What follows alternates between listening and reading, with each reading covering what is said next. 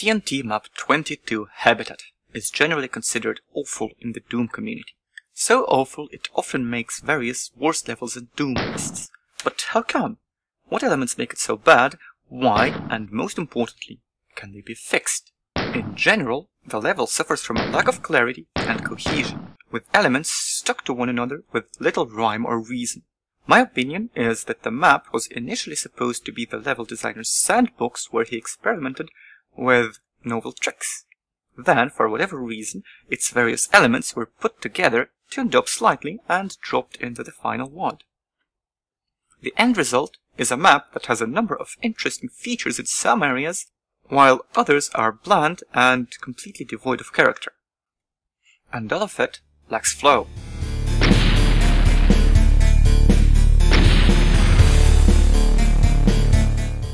The first part of my investigation will be a general playthrough to determine the map's flow, its natural progression from area to area and encounter to encounter. Since I'm just a player, I can only assume what the intended order is, but I will examine what the actual end result is from various cues. I will be playing in GZ Doom and Smooth Doom for convenience and your viewing pleasure. Ultraviolence, pistol start, and I will not go out of my way to seek out any secrets. Of course, an experienced player who knows what Habitat is will likely do this. That's right, the path to the level's end is obfuscated but not locked, allowing the player to skip most of the map and complete it in half a minute. There are 3 ways this can be interpreted. Number 1. This is intentional. The option to bypass the level is provided for experienced players doing speedruns. Speedrunning was gaining in popularity with Doom, so this is definitely possible, if, in my opinion, misguided, as rather than challenging a skilled player to quickly complete the level, it allows them to simply bypass it, with all the challenge involved. Number 2. This is intentional, but rather than a desirable change to the map, this was the result of testers' negative responses to it. There was no time to fix it or build a replacement, so the only thing left to do was crowbar this path in. Number 3. This is unintentional. Some error made it into the level, perhaps a missing switch or something to that effect. In my opinion, all 3 of these versions are unacceptable, so I will not be examining this bypass seriously, especially as part of the map's normal intended flow. On to a proper playthrough. The player begins in this courtyard and is immediately drawn by the on the right. They barely have the time to grab the shotgun and start shooting back. Thankfully, the arena is much easier than it may seem at first. The 2 imps are easy to dodge even while hiding from the zombies behind the crates. The player can easily pop out of cover, take a potshot and retreat until no threats remain. This shootout has purpose for the map's flow. It stops the player and forces them to reorient themselves, take stock of their surroundings, and notice all the exits from the area. In this case, the player might notice the odd texture on the wall they started near and grab the secret supercharge. The same secret also leads to the hidden BFG. Next, the player will likely notice these exits in this order. 1. The waterway leading left. A promising path, but the destination is invisible. The player is not very likely to pursue this path right now. 2. The treatment area. More likely as the destination is visible, but the likely damaging wastewater makes it less attractive.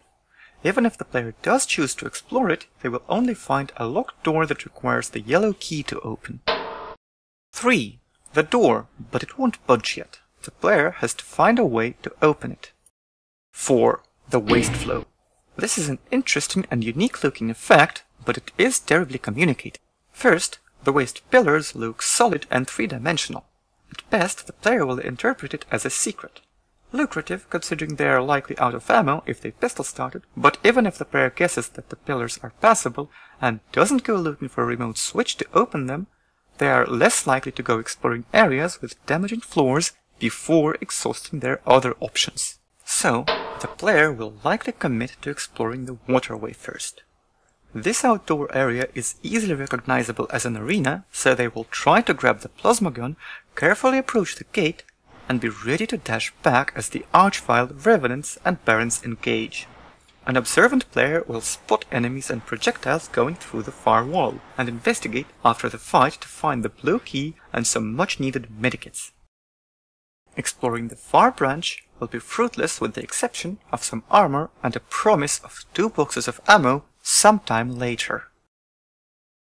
The only way to go now is the entrance courtyard, where nothing has changed, so the player has no other option but to dive into the waste flow. This area is unintuitive but somewhat clever.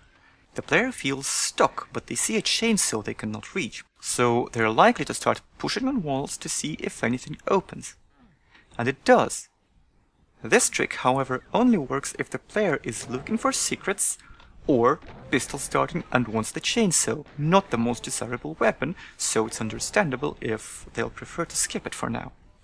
This is a necessary part of beating the level, making this whole section needlessly obtuse.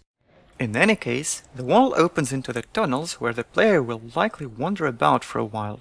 Thankfully, this area is only populated by zombies and pinkies and is abundant with health pickups, so the player will likely leave in a better state than they came in. However, it's very easy to get lost here because the tunnels all look identical. The dark outer parts connect to the brightly lit inner parts seemingly at random and offer no significant reward or feeling of progression. The best thing to find here is a chain gun on one of the zombies. It might take a fair bit of wandering about, and it's nearly impossible without checking the map constantly for the player to find the blue door. It's downright ugly and boring how the entire section of this wall simply comes up to reveal this very out-of-place looking room. It's an obvious trap, but with the super shotgun and some cells left for the plasma gun, the Archvile poses little threat besides shock value. Yellow key in hand, the player rushes to either of the yellow doors, the one in the treatment area or the one in the tunnels. 2 more things the player might discover while wandering the tunnels: the secret red key and the safe exit into the courtyard, that same door that wouldn't budge. Wherever the player approaches the yellow doors from, they will only discover an empty hallway connecting the tunnels with the treatment area. But on their way back, they'll spot or possibly hear a pain elemental emerging from its closet. In close quarters, this is a trivial encounter, but it leads to a switch, and when the player goes back to the treatment area, they'll spot a narrow pathway has emerged, leading to the final section of the map. Even if the player does not exit through the tunnels and spend the next 10 minutes exploring the entire level looking for changes, they're still going to check for a switch to open the way forward remotely. It isn't communicated as directly interactable, but eventually they'll walk along the pathway and push the wall to reveal a rather interesting look in transition, simulating the waste flowing down the lowering floor. From there, the level is very straightforward. The narrow hallway leads to a set piece where the player gets a berserk pack, invulnerability, and gets to rip some pinkies apart with their bare hands. They make for the rocket launcher, only to see imps ripe for tearing to pieces. After picking up their reward, the player returns to the outdoor area to pick up the rockets they likely missed. They might examine the completely foreign-looking red brick structure, but quickly realize it's nothing and head for the exit. With their new rocket launcher and plenty of rockets, the Mancubi, Revenants and Archvile guarding it are barely a threat. A braver player might even dash for the exit, bypassing the fight entirely.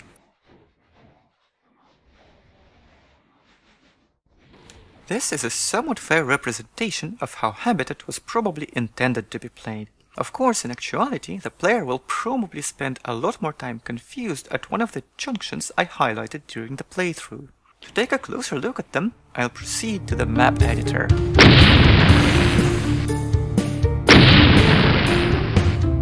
The map's biggest issues are with flow, clarity, and cohesion.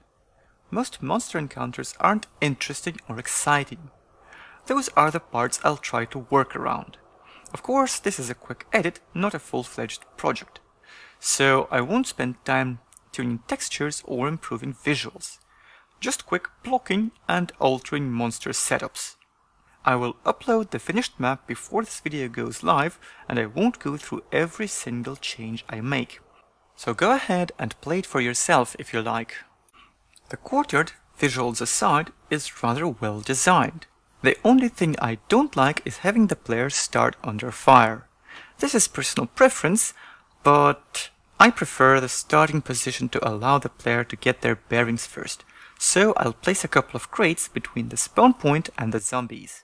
This will also give them more options when engaging. They can dash towards the same position I did in my playthrough, shoot from the safety of the new crates, or circle around and try to get the zombies to hit the imps.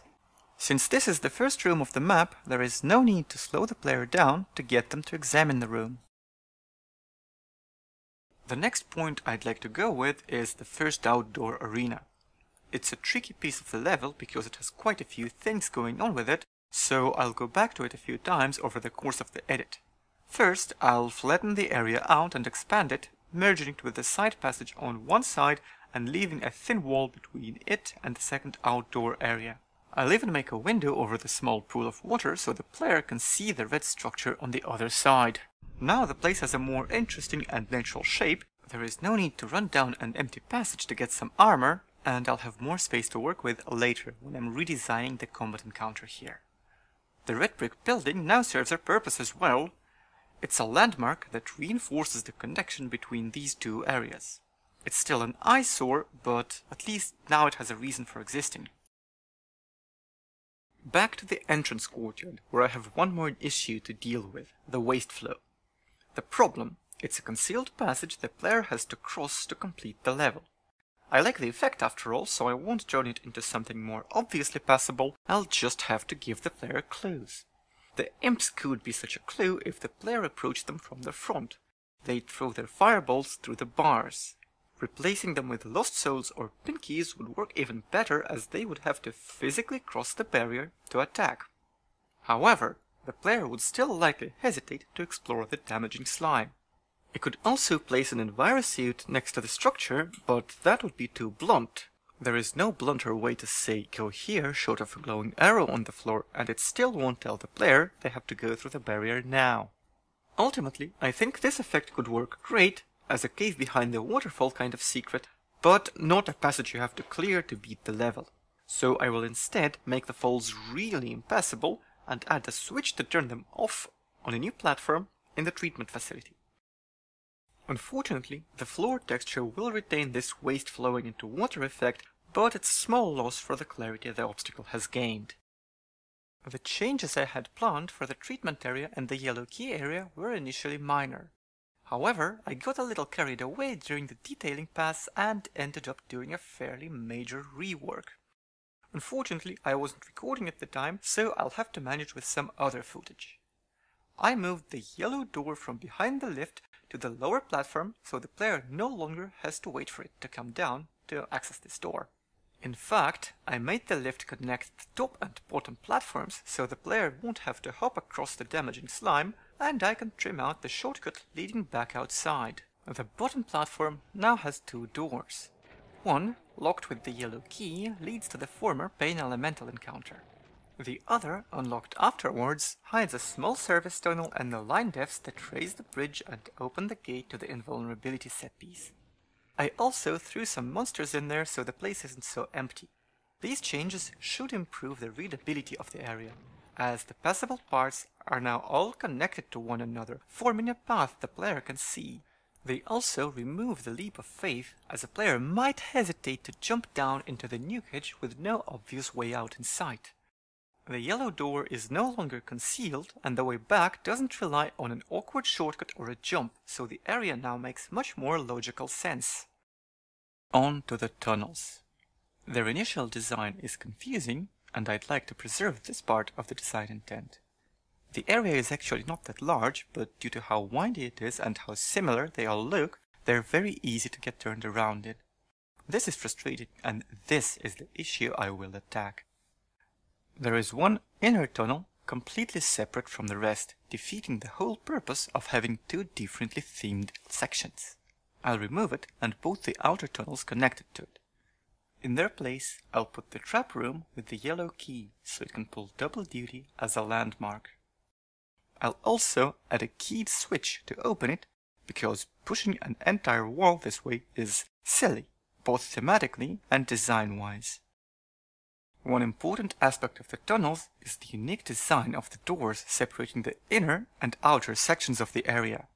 Their primary purpose, besides that, is keeping the zombies in and allowing them to ambush the player. Unfortunately, the effect is not worth the trouble, as the doors keep getting stuck and blocking progress. So I'll replace them with regular doors and look for another place where it will be more fitting. Overall, the tunnels were a largely optional area of the level, requiring the player to walk over random line depths to open the secret red key room. By moving the only goal necessary to progress the level, the dark room encounter, I've made it even more optional. Considering the payoff for discovering the secret is only a megasphere at the very end, this entire section is barely worth exploring, so I'll trim it off camera. Next, I'm going to start working on enemy encounters. The Bane Elemental guarding the switch in the treatment area is the most obvious, as it may well be the single worst enemy to put here.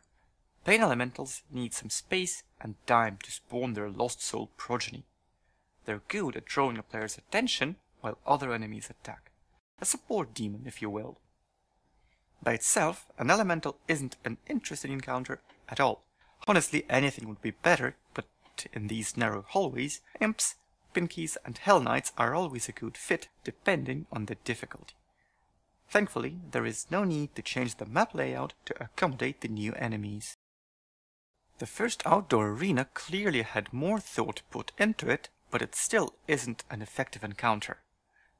I would argue that this is the most interesting one in the level though, its focal point. The tall ridge the player has to use for cover is an interesting quirk for an arena. Both the player and the monsters have solid cover that they can easily cross, or they can straddle the ridge to get a line of fire to every corner of the arena, but expose themselves to return fire.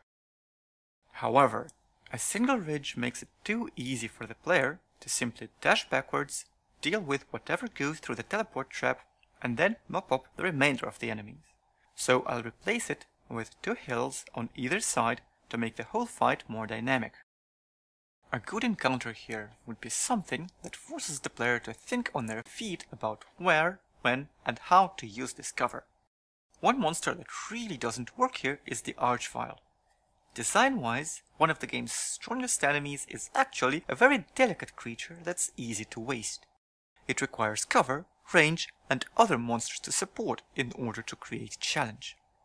Getting any of these factors wrong will either make it trivially easy or frustratingly difficult.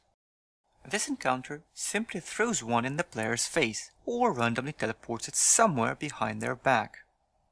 It all happens in a relatively small area both actors can cover quickly. Finally, projectiles and enemies emerging from this seemingly solid wall are an important clue that the player has to investigate. The Archvile, whose attack is both hitscan and obscures the player's vision, distracts from that. Similarly, Revenants demand too much focus on their homing projectiles to pay attention to anything else. The noises from the teleport trap will also all but force the player to turn around.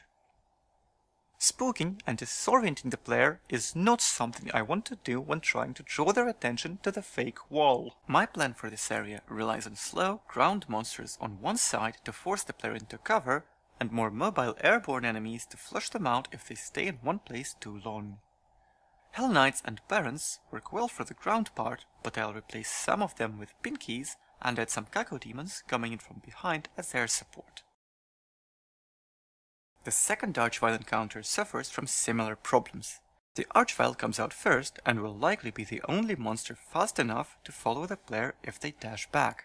With a nice corner for cover, a super shotgun and plenty of shells, it's only really a threat if the lights shooting off manage to catch the player off guard.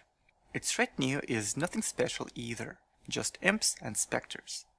These make for a nice fight in the dark, forcing the player to shoot at targets that are either barely visible or only light up for a split second as they fire. The Archvile won't do much in this arena, so it's not needed here. Turns out it's replaced with a Revenant on Hurt Me Plenty. That might actually work better, and for ultraviolence, 2 Revenants. I won't do anything to the invulnerability set piece at the end. It's actually pretty cathartic and is clearly not meant as a challenge. If anything, my changes to the map sabotage this catharsis, since the player is no longer emerging after a long and frustrating trek through the sewers. What I will change though is the final encounter. The player can easily dash through to the exit, ignoring the monsters entirely. I'll lock the pipe entrance with 2 switches, one on either side. At these ranges, Mancubi and the Archvile aren't easy to dance around, but the player can still choose to rush here while the invulnerability sphere is still active if they feel like taking a risk. The only thing about the monster composition I'll change is the Revenant. It's not very good at blocking the player's advance, and forcing them away actually makes the Mancubi easier to deal with. Go away, Skeleton Man!